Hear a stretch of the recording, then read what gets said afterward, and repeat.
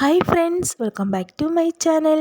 இன்றைக்கி நாம் ஒரு டம்ளர் அளவுக்கு ரவையும் கூடவே கொஞ்சம் தேங்காயும் சேர்த்து ரொம்ப டேஸ்டியான ரொம்ப சாஃப்டான ஒரு பலகாரம் நம்ம செய்ய போகிறோம். வாங்க செய்யறது எப்படின்னு பார்த்துக்கலாம். அதுக்கு ஒரு டம்ளர் அளவுக்கு ரவை எடுத்திருக்கேன். வறுத்த ரவையாக இருந்தாலும் வறுக்காத ரவையாக இருந்தாலும் பரவாயில்ல. இதையே நம்ம மிக்ஸி ஜாருக்குள்ளே போட்டு ஃபைனாக பொடி பண்ணி எடுத்துகிட்டு வர போகிறோம். பொடி பண்ணி இதையே வேறு பவுலுக்கு நாம் மாற்றிடலாம். இப்போது ஒரு 5 டேபிள் ஸ்பூன் அளவுக்கு தேங்காய் துருவல் எடுத்திருக்கேன். ஒரு மீடியம் சைஸ் தேங்காய் ஹாஃப் இருக்கும், அதோட தேங்காய் துருவல் தான். இதையே நம்ம மிக்ஸி ஜாருக்குள்ளே போட்டுடலாம். இப்போ இது கூட கொஞ்சம் இன்க்ரீடியன்ஸ் எல்லாம் நம்ம சேர்த்த வேண்டியது இருக்குது. இப்போது ஒரு 3/4 பவுல் அளவுக்கு நாட்டு சர்க்கரை எடுத்திருக்கேன். அதையும் சேர்த்தி 2 ஏலக்காய் தட்டி போட்டிருக்கேன். அதையும் சேர்த்து ஒரு டம்ளர் அளவுக்கு தண்ணி ஊற்றி இதையும் நாம் ஃபைனாக பேஸ்ட் மாதிரி நம்ம அரைச்சி எடுத்துகிட்டு வர போகிறோம். நம்ம ரவை எடுத்துருக்கோம் இல்லையா, அந்த டம்ளருக்கு ஒரு டம்ளர் அளவுக்கு தண்ணி நீங்கள் ஊற்றிக்கோங்க.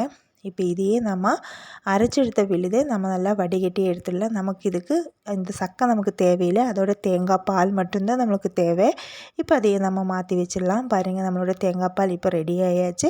ஒரு வாட்டி நல்லா சுற்றி விட்டுக்கோங்க, அது ஓரமாக இருக்கட்டும். இப்போ அடுப்பு பற்ற வச்சு ஒரு கடாயை வச்சுருக்கேன்.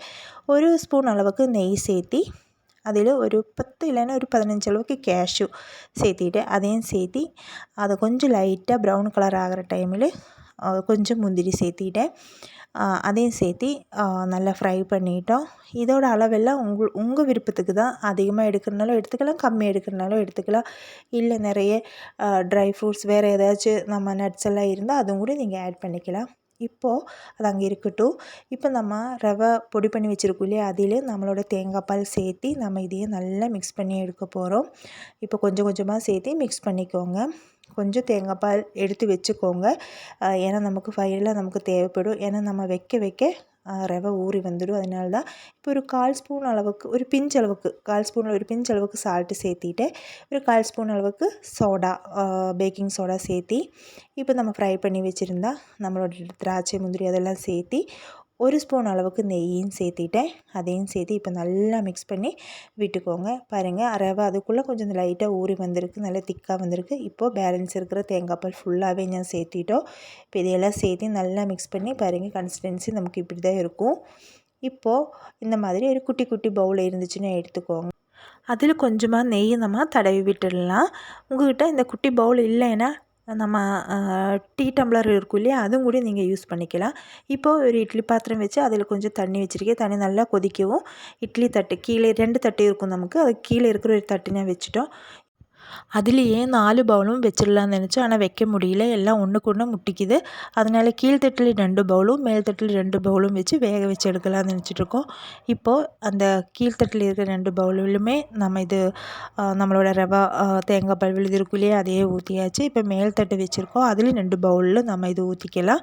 உங்கள்கிட்ட ஸ்டீமர் இருந்துச்சுன்னா ஸ்டீமரில் கூட நீங்கள் வச்சு யூஸ் பண்ணிக்கலாம். இப்போது கேஷ்யூ முந்திரியெல்லாம் ஃப்ரை பண்ணும்போது நான் கொஞ்சம் மாற்றி வச்சுருந்தேன், அது மேலால் கொஞ்சம் தூவி விட்டுட்டோம். இப்போ இதையே நம்ம க்ளோஸ் பண்ணி வேக வச்சு எடுக்க போகிறோம். ஒரு 10 நிமிஷம் நமக்கு தேவைப்படும் இது வெந்து கிடைக்கிறதுக்கு. 10 நிமிஷத்துக்கு அப்புறம் நம்ம இப்போ கரெக்டாக பார்த்துக்கலாம். அதுக்கப்புறம் நீங்கள் ஓப்பன் பண்ணி பார்த்து ஒரு கத்தியோ இல்லைன்னா டூத் பிக்கோ வச்சு இன்செர்ட் பண்ணி பார்க்கும்போது உங்களுக்கு வெந்துடுச்சான்னு தெரியும். வேகலைன்னா இன்னும் கொஞ்சம் நேரம் கூட நீங்கள் க்ளோஸ் பண்ணி வச்சு வேக வச்சு எடுத்துடலாம். எனக்கு இது இப்போ கரெக்டாக ஒரு 9 நிமிஷம் 10 நிமிஷத்துக்குள்ளே நமக்கு கரெக்டாக வெந்து வந்திருக்கு. இதான் நம்மளோட ஹெல்த்தி அண்ட் டேஸ்டியான நம்மளோட ரவா கேக் இங்கே ரெடி ஆகிடுச்சு.